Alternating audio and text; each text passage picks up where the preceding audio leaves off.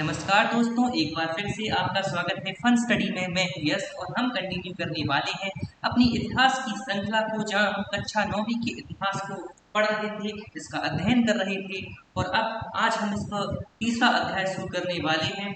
और इस तीसरे अध्याय को शुरू करने से पहले मैं आपको बता दूं कि ये वीडियोस और ये श्रृंखला उन सभी विद्यार्थियों के लिए बहुत ही ज़्यादा महत्वपूर्ण है जो प्रतियोगी परीक्षा के लिए एनसीईआरटी को पढ़कर अपना बेस, अपनी आधारशिला को मजबूत बनाना चाहते हैं।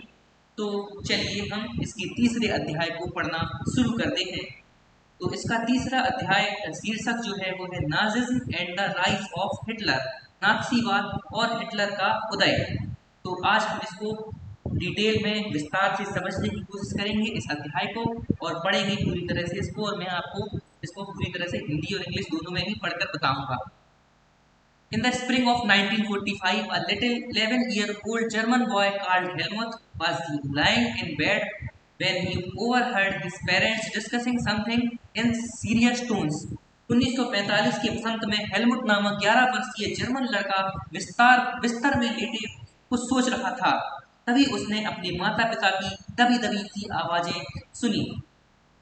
His father, a prominent physician, deliberated with his wife whether the time had come to kill the entire family or if he should commit suicide alone. Helmut कान लगाकर उनकी बातचीत सुनने लगा और उसकी सुनने की कोशिश कर रहा था। वे गंभीर स्वर में किसी मुद्दे पर बहस कर रहे थे। हेलमुट के पिता एक जाने माने चिकित्सक थे। उस वक्त वे अपनी पत्नी से इस बारे में बात कर रहे थे कि क्या उन्हें पूरे परिवार को खत्म कर देना चाहिए या अकेले ही आत्महत्या कर लेनी चाहिए।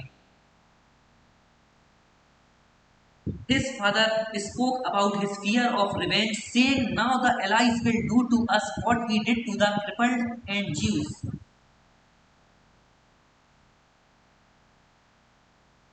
उन्हें अपना भविष्य सुरक्षित दिखाई नहीं दे रहा था। वे घबराहट भरे स्वर में कह रहे थे, अब मित्र राष्ट्र भी हमारे साथ वैसा ही बर्ताव करेंगे जैसा हमने अपाहिजों और यहूदियों के साथ किया था। The next day, he took Helmut to the woods, where they spent their last happy time together, singing old children's song. अगले दिन वे हेलमुट को लेकर बाग में घूमने गए। यह आखिरी मौका था जब हेलमुट अपने पिता के साथ बाग में गया। दोनों ने बच्चों के पुराने गीत गाए और खूब सारा वक्त खेलते कूदते बिताया। Later, Helmut's father sought himself in his office. Helmut remembers that he saw his father's bloody uniform being burned in the family fireplace. कुछ समय बाद हेलमुट के पिता ने अपने दफ्तर में खुद को गोली मार ली। हेलमुट की यादों में वह क्षण अभी भी जिंदा है जब उसके पिता की खून में सनी वर्दी को घर के अलाव में ही जला दिया गया था। So traumatized was he by what he had overheard and what had happened that he reacted by refusing to eat at home for the following 9 years. He was afraid that his mother might poison him. Helmut ने जो कुछ सुना था और जो कुछ हुआ, उससे उसके दिलो दिमाग पर इतना गहरा सदमा पहुंचा कि अगले 9 साल तक वह घर में एक कौर भी नहीं खा पाया। उसे यही डर सताता रहा, कहीं उसकी माँ उसे भी जहर ना दे दे।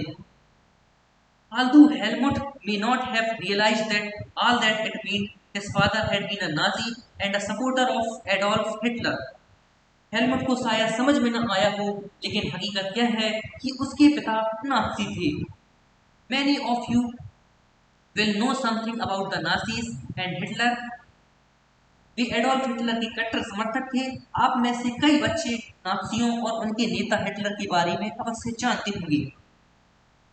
You probably know of Hitler's determination to make Germany into a mighty power and his ambition of conquering of all of Europe. आप में से कई बच्चे यह भी जानते होंगे कि हिटलर जर्मनी को दुनिया का सबसे ताकतवर देश बनाने का कटिबद्ध था। वह पूरे यूरोप को जीत लेना चाहता था।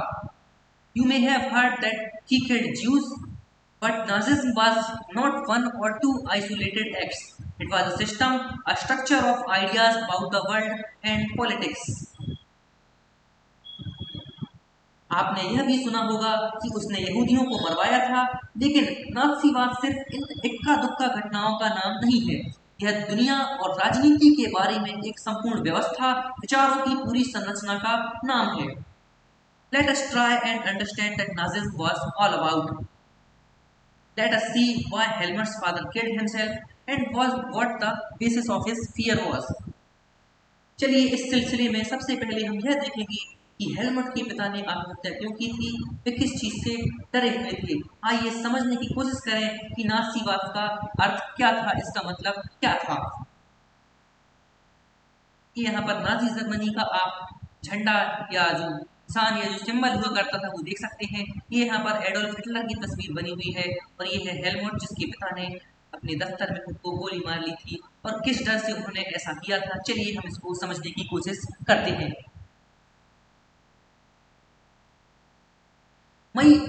Under the shadow of the Second World War, Germany had waged a genocidal war which resulted in the mass murder of selected groups of innocent civilians of Europe.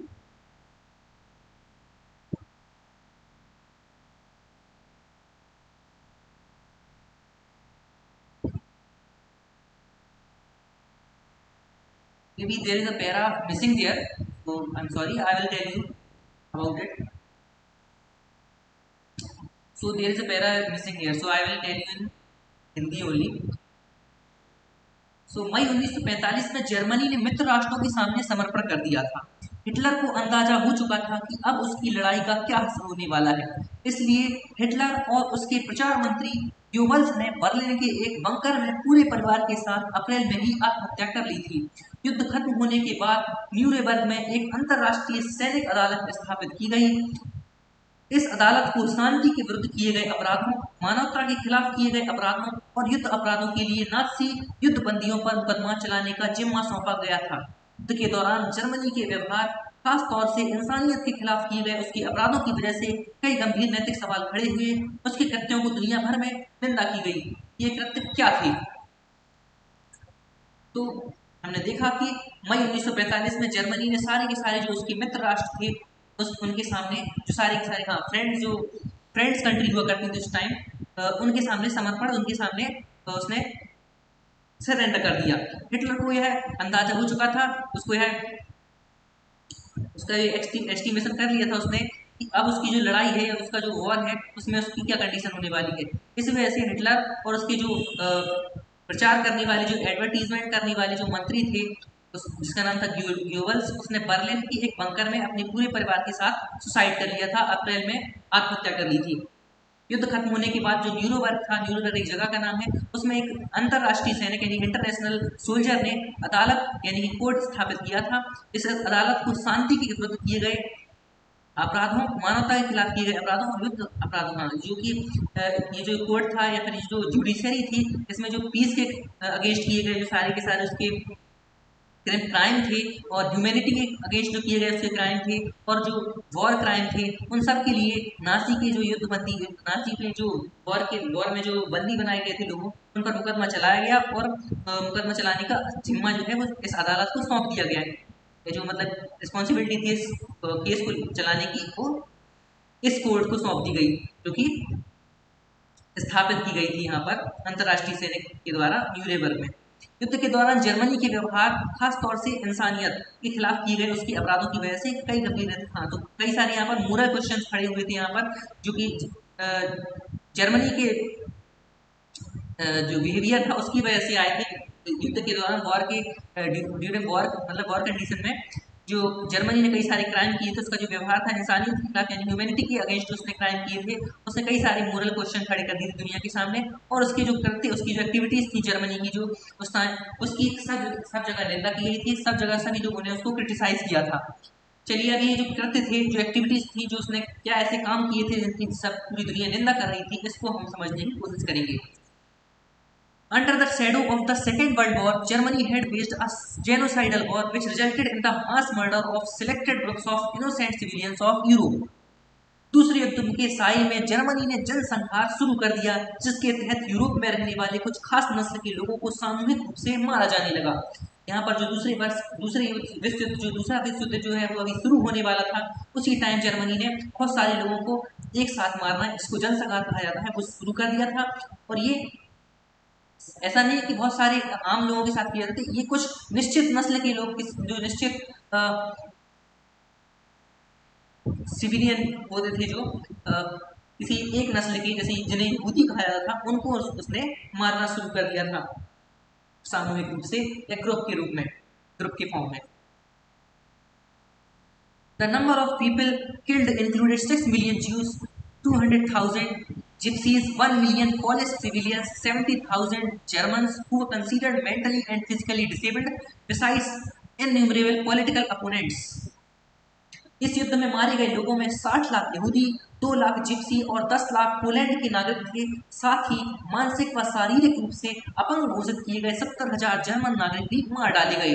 यहाँ पर न केवल ज्यूज यानी यहूदियों को मारा गया, जिप्सियों को मारा गया और पोलैंड के नागरिकों को मारा गया, इनके सिवाय जो अपंग लोग थे, मानसिक रूप से शारीरिक रूप से अपंग लोग थे, जो डिसेबल्ड लोग थे, उनको भी यहाँ पर मौत की घाट उतार दिया गया जर्मनी के द्वारा। Nazis devised an unprecedented means of killing people, that is by gassing them in various killing centers like Auschwitz. The Nuremberg tribunal sentenced only 11 leading Nazis to death. इनके अलावा न जाने कितने ही राजनीतिक विरोधियों को भी मौत की नींद सुला दिया गया। इतनी बड़ी तादाद में लोगों को मारने के लिए ऑस्विट्स जैसे कत्लखाने बनाए गए, जहां जहरीली गैस से हजारों लोगों को एक साथ मौत की घाट उतार दिया जाता था।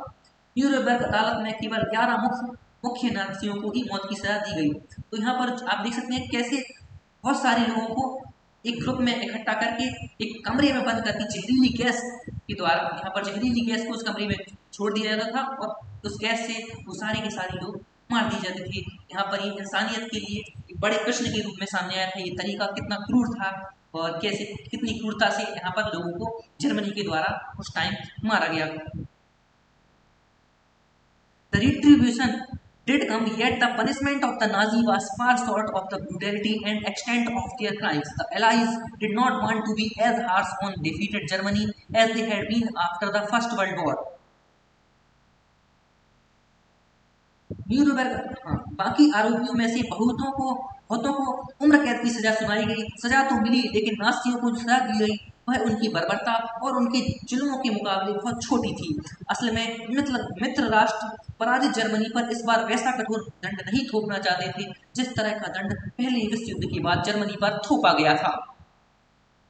तो यहाँ पर जो सारे के सारे मित्र राष्ट्र थे, जो दूसरी तरफ जो जर्मनी के खिलाफ खड़े हुए थे, वो सब अब उस तरह के दंड जर्मनी को नहीं देना चाहते थे जो कि पहले विश्व युद्ध के बाद जर्मनी को दिए गए थे। हालांकि जर्मनी के जो नाजीज थे उनको जो सजा दी गई वो उनके किए गए जो कर्म थे, उनके किए गए जो क्राइम थे, जो उनके कंपैरिजन में बहुत ही ज्यादा छोटे थे, बहुत ही ज्यादा शॉर्ट थे। Everyone came to feel that the rise of Nazi Germany could be partly traced back to the German experience at the end of the First World War. बहुत सारे लोगों को मानना था कि पहले विश्व युद्ध के आखिर में जर्मनी के लोग जिस तरह के अनुभव से गुजरे, उसने भी नाज़ी जर्मनी के उदय में योगदान दिया। बहुत सारे लोगों का यह मानना था कि जो पहले विश्व युद्ध का जब अंत हुआ तो जर्मनी के लोग जिस तरह के एक्सपीरियंस से, जिस तरह के अनुभव से उन्हें गुजरना पड़ा था, उसी तरह की उसने भी जो नाज़ी जर्मनी के उदय में कंट्रीब्यूशन दिया था। मतलब जो बहुत सारे लोगों को बहुत खराब एक्सपीरियंस हुआ था नाज़ी जर्मनी में, उसी का कारण था कि जो नाज़ी जर्मनी का उदय हुआ इस तरीके से, और उसने बहुत ज़्यादा क्रूरतापूर्ण व्यवहार किया पूरी दुनिया के साथ। और एक दिल दहलाने वाला ये चित्र हमारे सामने प्रस्तुत किया। What was this experience? अब ये अनुभव क्या था? चलिए अब हम इस अनुभव को समझेंगे कि कैसा, कौन सा ऐसा अनुभव था जिसकी वजह से जर्मनी ऐसे विकराल, ऐसे खतरनाक रूप में सामने आया दुनिया के सामने। तो हमारी जो अगली रूपरेखा है, जहाँ से हमारा चैप्टर मेनली शुरू होता है, अभी तक हम इंट्रोडक्शन पढ़ रहे थे, प्रस्तावना इस चैप्टर की समझ रहे थे। अब जो हमारी पहली रूपरेखा है इस चैप्टर की, वह birth of the Weimar Republic, यानी वाइमार गणराज्य का जन्म, किस तरह से वेइमार गणराज्य का जन्म होता है।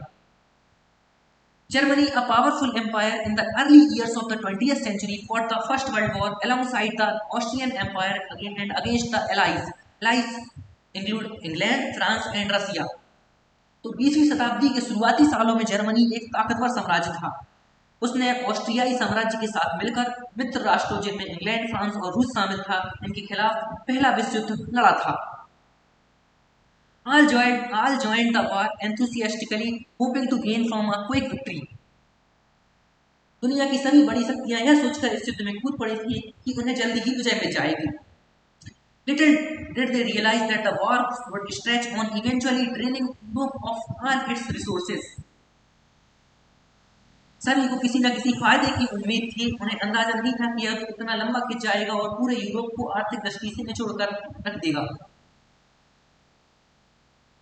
Germany made initial gains by occupying France and Belgium. However, the Allies, strengthened by the US entry in 1971, defeating Germany and the Central Powers in November 1918. France और बेल्जियम पर कब्जा करके जर्मनी ने शुरुआत में सफलताएं हासिल की, लेकिन 1917 में जब अमेरिका भी मित्र राष्ट्रों में शामिल हो गया तो इस खेमे को काफी ताकत मिली और आखिरकार नवंबर 1918 में उन्होंने केंद्रीय शक्तियों को हराने के बाद जर्मनी को भी घुटने टेकने पर मजबूर कर दिया. तो यहाँ पर हमने देखा कि किस तरीके से जर्मनी जो है वो शुरुआत में तो जीत जाता है, शुरुआत में तो जीतने लगता है जब उसने फ्रांस और बेल्जियम को पर कब्जा जमा लिया था अपना पहले विश्व युद्ध में. लेकिन जैसे ही यूएस दूसरे मित्र एलाइज या मित्र राष्ट्रों के साथ जुड़ जाता है, उनके साथ शामिल हो जाता है, तब इनको बहुत ज्यादा ताकत मिलती है, बहुत ज्यादा पावरफुल हो जाते हैं जो मित्र राष्ट्र हैं और इस वजह से जर्मनी को भी घुटने टेकने पर मजबूर हो जाना पड़ता है और जर्मनी भी घुटने टेक देता है और जर्मनी की हार दिखाई देने लगती है.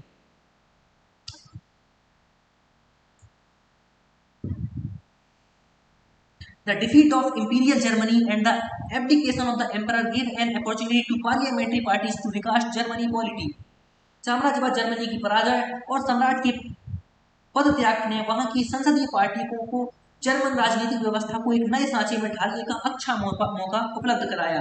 साम्राज्यवादी जर्मनी था उस टाइम तक, उसकी जो पराजय हुई, उसकी जो डिफीट हुई, उसकी जो हार हुई और सम्राट ने जो पद त्याग कर दिया अपना, सम्राट ने पद को जो त्याग दिया, सेक्रीफाइस दे दिया अपनी पोजीशन से, तो वहाँ की जो संसदीय पार्टी थी उनको जर्मनी राजनीतिक व्यवस्था को नए सांचे में ढालने की मौका मिल गया. जिस मौके की वे तलाश में थे, एक राजनीतिक सिस्टम, एक पॉलिटिकल सिस्टम जो वो बनाना चाहते थे, पॉलिटिकल कंडीशन जो क्रिएट करना चाहते थे, वो यहाँ पर क्रिएट करने का यहाँ पर उनको मौका मिल गया, अपॉर्चुनिटी मिल गई. A national assembly met at Weimar and established a democratic constitution with a federal structure. इसी सिलसिले में वाइमार में एक राष्ट्रीय सभा भी बुलाई गई और संघीय आधार पर एक लोकतांत्रिक संविधान पारित किया गया. अब इसी के बारे में जो है वाइमार में एक राष्ट्रीय सभा की बैठक बुलाई गई, नेशनल असेंबली की मीटिंग बुलाई गई और संघीय आधार पर एक लोकतांत्रिक यानी कि डेमोक्रेटिक कॉन्स्टिट्यूशन यहाँ पर पास किया गया, डेमोक्रेटिक कॉन्स्टिट्यूशन यहाँ पर बना दिया गया, एस्टेब्लिश कर दिया गया.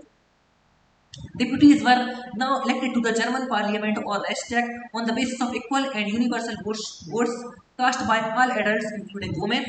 This republic, however, was not received well by its own people, largely because of the terms it was forced to accept after Germany's defeat at the end of the First World War.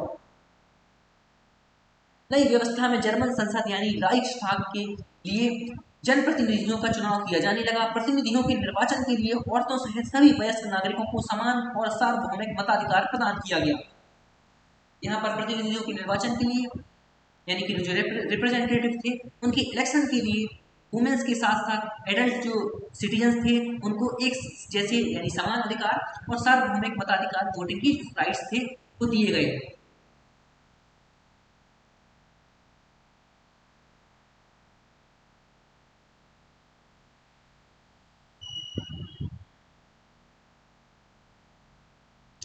This republic, however, was not received well by its own people, largely because of the term it was forced to accept after Germany defeats at the end of the First World War.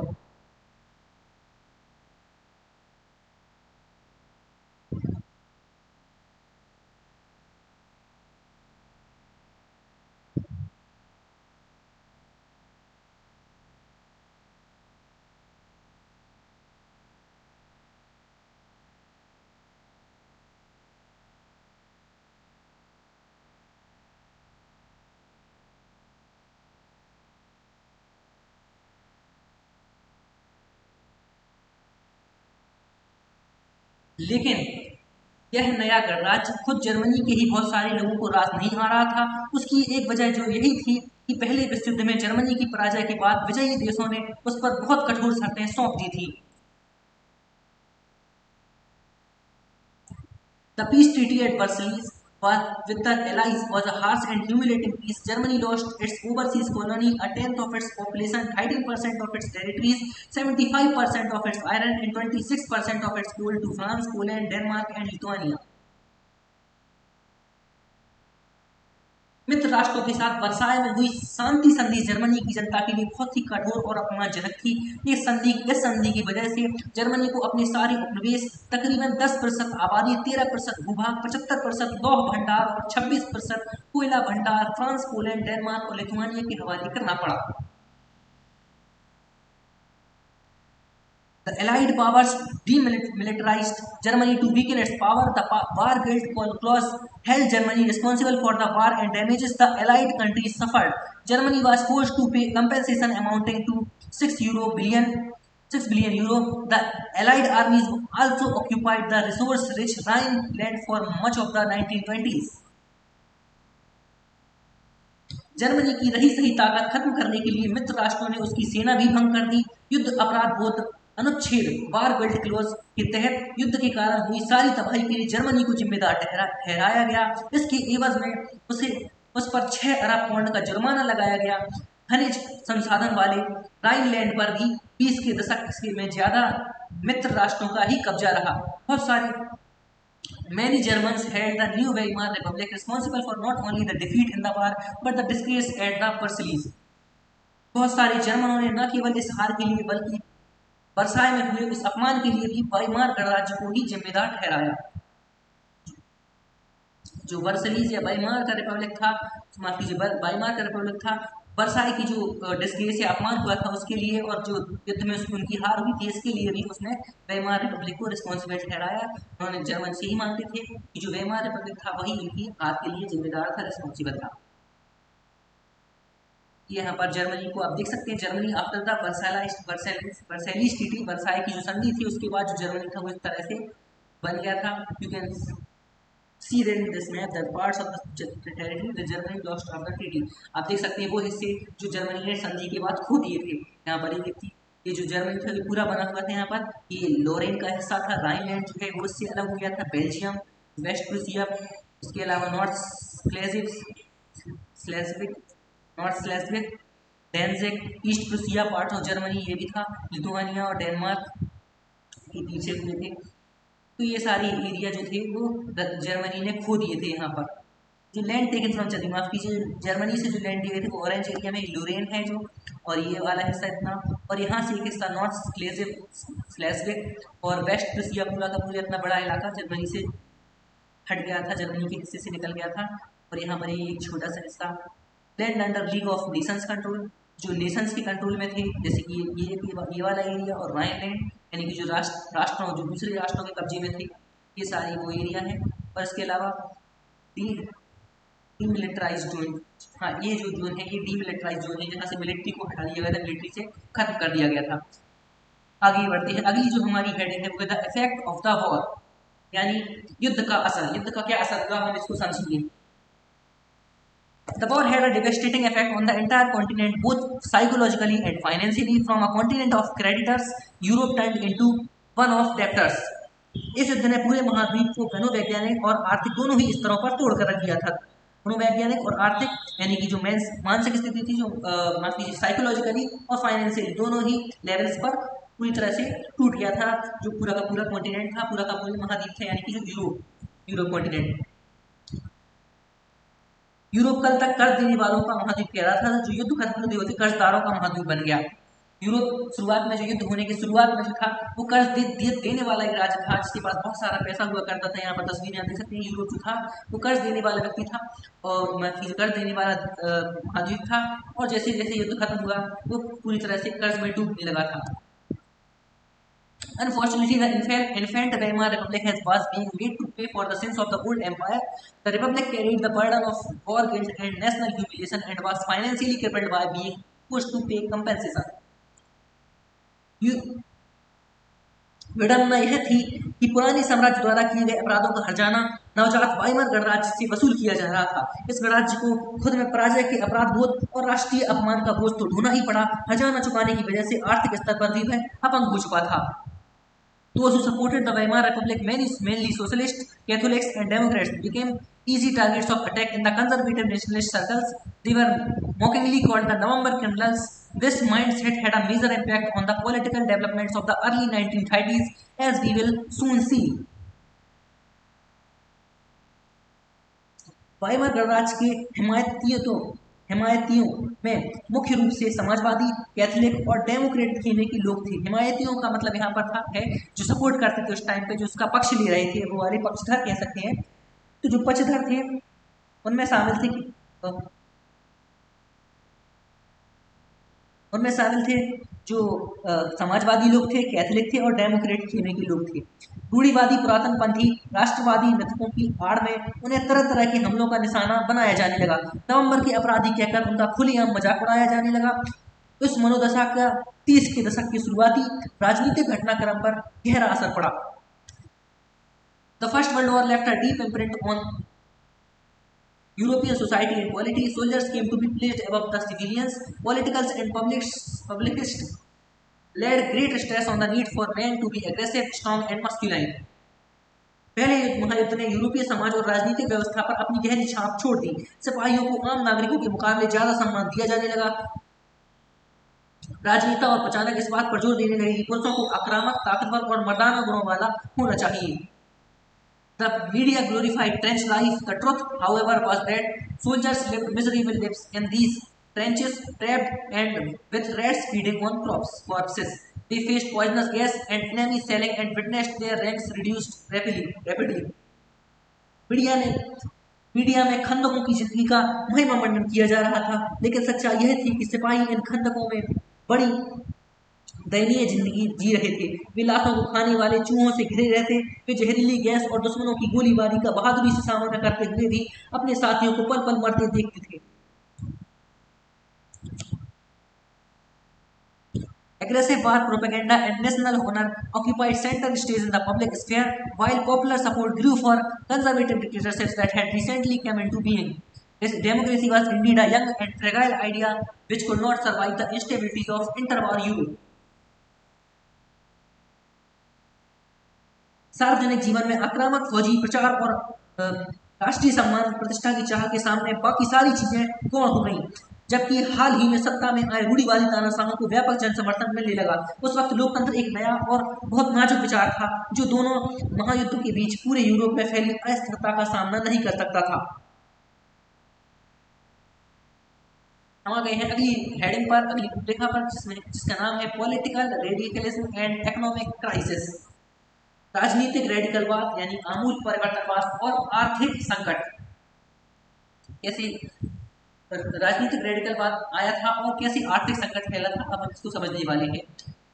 Germany के अंदर और Europe के अंदर the birth of the Weimar Republic coincided with the revolutionary uprising of the Spartacist League on the pattern of the Bolshevik Revolution in Russia. Soviets of workers and sailors were established.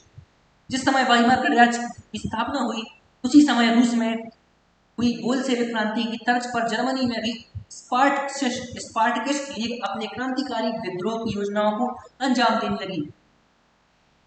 बहुत सारे शहरों में मजदूरों और नाविकों को सोवियतें बनाई गई। The political atmosphere in Berlin was charged with demands for Soviet style governance. Berlin के राजनीतिक माहौल में सोवियत किस्म की शासन व्यवस्था की हिमायत के नारे गूंज रहे थे।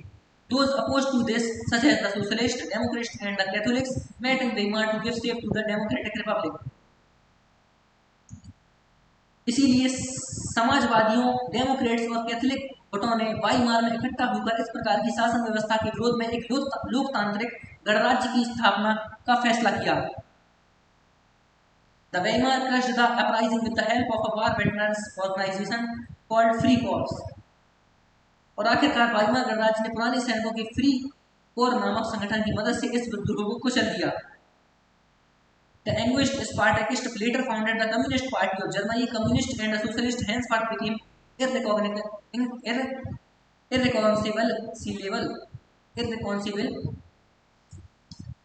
irreconcilable enemies and could not make common cause against Hitler.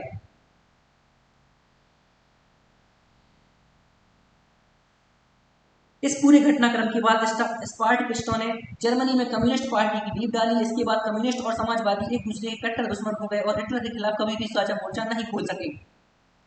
Both revolutionaries and militant nationalist craved for radical solutions. क्रांतिकारी और उग्र राष्ट्रवादी दोनों ही खेमे रेडिकल समाधानों के लिए आवाजें उठाने लगे। Political radicalization was only heightened by the economic crisis of 1923. Germany had fought the war largely on loans and had to pay war reparation in gold. राजनीतिक रेडिकलवादी विचारों को 1923 के आर्थिक संकट से और बल मिला। जर्मनी ने पहला विश्व युद्ध मोटे तौर पर कर्ज लेकर लड़ा था और युद्ध के बाद तो उसे स्वर्ण मुद्रा में ही भरना पड़ा। This depleted gold reserves at a time resources were scarce. In 1923, Germany refused to pay, and the French occupied its leading industrial area, Ruhr, to claim their coal. आखिरकार 1923 में जर्मनी ने कर्ज और खजाना चुकाने से इनकार कर दिया। इसके जवाब में फ्रांसीसियों ने जर्मनी के मुख्य औद्योगिक इलाके पर रूर पर कब्जा कर लिया।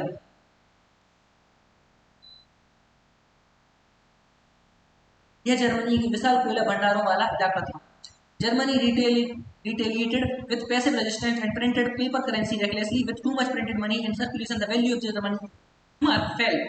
In April, the US dollar was equal to 24,000 marks. In July, 3,53,000 marks. In August, 4,621,000 marks, and at 98,860,000 marks by December. The figure had run into trillions.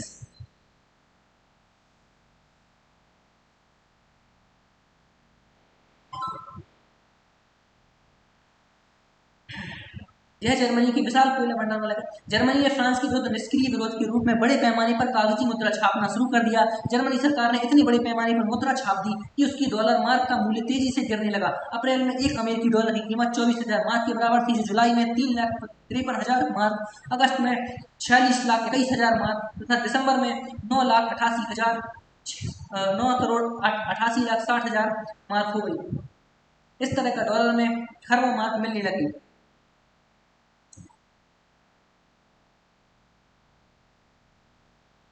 As the value of the mark collapsed, prices of goods soared. The image of Germans carrying cartloads of currency notes to buy a loaf of bread was widely publicized, evoking worldwide sympathy. This crisis came to be known as hyperinflation, a situation when prices rise phenomenally high. Eventually, the Americans intervened and bailed Germany out of the crisis by introducing the Davis Plan, which revived the terms of reparation to ease the financial burdens on Germany.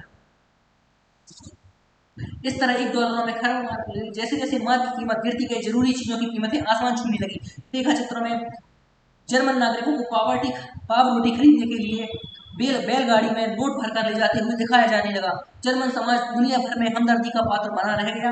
इस संकट को बाद में अति मुद्रास्फीति का नाम दिया गया, हाइपर इन्फ्लेशन का नाम दिया गया। जब कीमतें बेहिसाब बढ़ जाती हैं तो उस स्थिति को अति मुद्रास्फीति का नाम दे दिया जाता है। जर्मनी को इस संकट में से निकालने के लिए अमेरिकी सरकार ने हस्तक्षेप किया। इसके लिए अमेरिका ने ड्राफ्ट योजना बनाई। इस योजना में जर्मनी की आर्थिक संकट को दूर करने के लिए हर्जाने की शर्तों को दोबारा तय किया गया।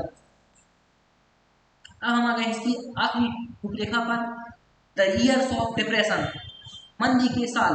चलिए समझते हैं। The years between 1924 and 1928 saw some stability, yet this was built on sand. German investments and industrial recovery were totally dependent on short-term loans, largely from the USA. इस मंदी का सबसे बुरा प्रभाव जर्मन अर्थव्यवस्था पर पड़ा। माफ कीजिए, सन 1924 से 1928 तक जर्मनी में कुछ स्थिरता रही, लेकिन यह स्थिरता मानो रेत के ढेर पर खड़ी थी। जर्मन निवेश और औद्योगिक गतिविधियों में सुधार मुख्यतः अमेरिका से लाए गए अल्पकालिक कर्जों पर आश्रित था। The support was withdrawn when the Wall Street Exchange crashed in 1929, beginning a fall in prices. People made frantic efforts to sell their shares. On one single day, 24 October, 30 million shares were sold. This was the start of the Great Economic Depression. जब 1929 में wall street exchange धराशायी हो गया तो Germany को मिल रही यह मदद भी रातों रात बंद हो गई। कीमतों में गिरावट की आशंका को देखते हुए लोग धड़ाधड़ अपने शेयर बेचने लगे। 24 अक्टूबर को केवल एक दिन में 1.3 करोड़ शेयर बेच दिए गए। यह आर्थिक महामंदी की शुरुआत थी। Over the next 3 years, between 1929 and 1932, the national income of the USA fell by half. Factories shut down, export fails. Farmers were badly hit, and speculators withdrew their money from the market. The effects of this recession in the US economy were felt worldwide.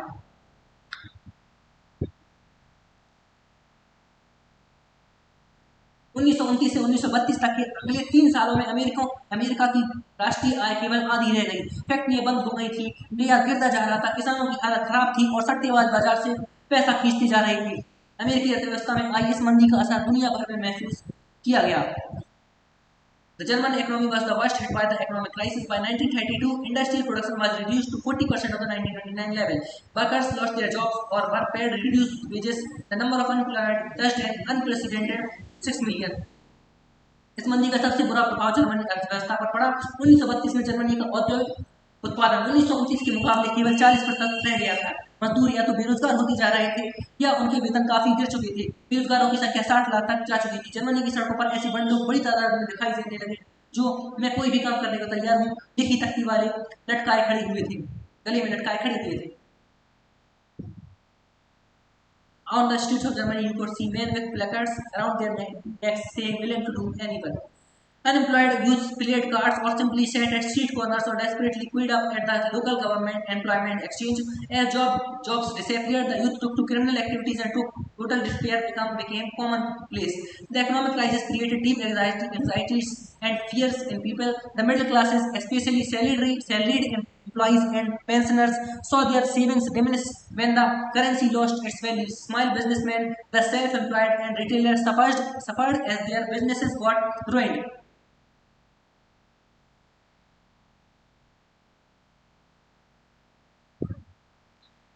बेरोजगार नौजवान या तो ताश खेलते पाए गए थे, दुकानों पर झंडे लगाए रहते थे या फिर रोजगार दफ्तरों के बाहर लंबी लंबी कतार में खड़े पाए जाते थे। जैसे जैसे रोजगार खत्म हो रहे थे, युवा वर्ग आपराधिक गतिविधियों में लिप्त होता जा रहा था। चारों तरफ गहरी हताशा का माहौल था। आर्थिक संकट में लोगों में गहरी बेचैनी और डर पैदा किया था।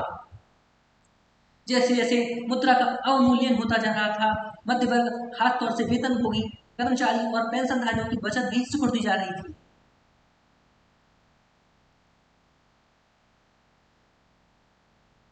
तो यहाँ पर अवमूल्यन जो है इसका अर्थ होता है उसके वैल्यू की कम होना, उसके मूल्य का कम होना। जो वैल्यू थी वो वहाँ की जो करेंसी थी उसकी वैल्यू कम होती जा रही थी। यहाँ पर आप देख सकते हैं डिप्रेशन जो था, वहाँ पर इकोनॉमिक डिप्रेशन आया कैसे यूरोप में, और इसी वजह से बहुत तेजी से अनएम्प्लॉयमेंट फैलने लगा। हाँ, तो this section of society was filled with the fear of pre proletarianization and anxiety of being reduced to the ranks of the working class, or worse still the unemployed. Only organized workers would manage to keep their heads above water, but unemployment weakened their bargaining power. Big business was in crisis. The large of peasantry was affected by a sharp fall in agricultural prices, and women unable to fill their children's stomachs were filled with a sense of deep despair. कारोबार ठप हो जाने से छोटी मोटी व्यवसायी स्वरोजगार करने लगे लोग और खुदरा व्यापारियों की हालत भी खराब होती जा रही थी। समाज के तक को सर्वहाराकरण की भय सता रहा था। उन्हें डर था कि अगर यह डरा रहा तो वे भी एक दिन मजदूर बनकर रह जाएंगे, या हो सकता है कि उनके पास कोई रोजगार ही न रह जाए। अब सिर्फ संगठित मजदूर ही थे जिनकी हिम्मतें टूटी नहीं थी। केवल ऐसे संगठित जो मजदूर थे उन्हीं बस की हिम्मत अभी बची हुई थी, वो नहीं टूटी। लेकिन बेरोजगारों की बढ़ती फौज उनकी मूल भाव क्षमता को भी चोट पहुंचा रही थी। बड़े व्यवसाय संकट में थे। किसानों का एक बहुत बड़ा वर्ग कृषि उत्पादनों की कीमतों में बेहिसाब गिरावट की वजह से परेशान था। युवाओं को अपना भविष्य अंधकारमय दिखाई दे रहा था। अपने बच्चों का पेट भर पाने में असफल औरतों के दिन भी डूब रहे थे। Politically too, the Weimar Republic was fragile. The Weimar Constitution had some inherent defects which made it unstable and vulnerable to dictatorship. One was proportional representation. This made achieving a majority by any party a near impossible task, leading to a rule of by coalitions. Another defect was Article 48, which gave the president the power to impose emergencies, suspend civil rights, and rule by decree. Within its short life, the Weimar Republic saw 20 different cabinets, lasting on an average 239 days, and liberal use of Article 48. Yet the crisis could not be managed. People lost confidence in the democratic parliamentary system, which seemed to offer no solutions. राजनीतिक स्तर पर Weimar गणराज्य एक नाजुक दौर से गुजर रहा था। वाइमार संविधान में कुछ ऐसी कमियां थी जिनकी वजह से गणराज्य कभी भी अस्थिरता और तानाशाही का शिकार बन सकता था। इनमें से एक कमी आनुपातिक प्रतिनिधित्व से संबंधित थी। इस प्रावधान की वजह से किसी एक पार्टी को बहुमत मिलना लगभग नामुमकिन बन गया था। हर बार गठबंधन सरकार सत्ता में आ रही थी। दूसरी समस्या अनुच्छेद 48 की वजह से थी, जिसमें राष्ट्रपति को आपातकाल लागू करने, नागरिक अधिकार रद्द करने और अध्यादेशों के जरिए शासन चलाने का अधिकार दिया गया था। अपने छोटे से जीवन काल में वाइमार गणराज्य का शासन 20 मंत्रिमंडलों के हाथ में रहा और उनकी औसत अवधि 239 दिन से ज्यादा नहीं रही। इस दौरान अनुच्छेद 48 का भी जमकर इस्तेमाल किया गया, पर इन सारे नुस्खों के बावजूद संघर्ष दूर नहीं हो पाया। लोकतांत्रिक संसदीय व्यवस्था में लोगों का विश्वास खत्म होने लगा, क्योंकि वह उनके लिए समाधान नहीं खोज पा रही थी। तो ये था हमारा पहला रूपरेखा, ये थी हमारी पहली रूपरेखा तीसरे अध्याय की। आशा है आपको समझ में आ गया होगा कि क्या हमने यहाँ पर पढ़ा है, क्या मैंने समझाने की आपको कोशिश की है। अगर थोड़ी ही इन्फॉर्मेटिव आपको ये वीडियो लगी तो इसको जरूर शेयर कीजिए और बहुत बहुत शुक्रिया इस वीडियो को देखने के लिए, और सब्सक्राइब कीजिए मेरे चैनल को ऐसी ही वीडियो देखने के लिए। बहुत बहुत शुक्रिया, बहुत बहुत धन्यवाद।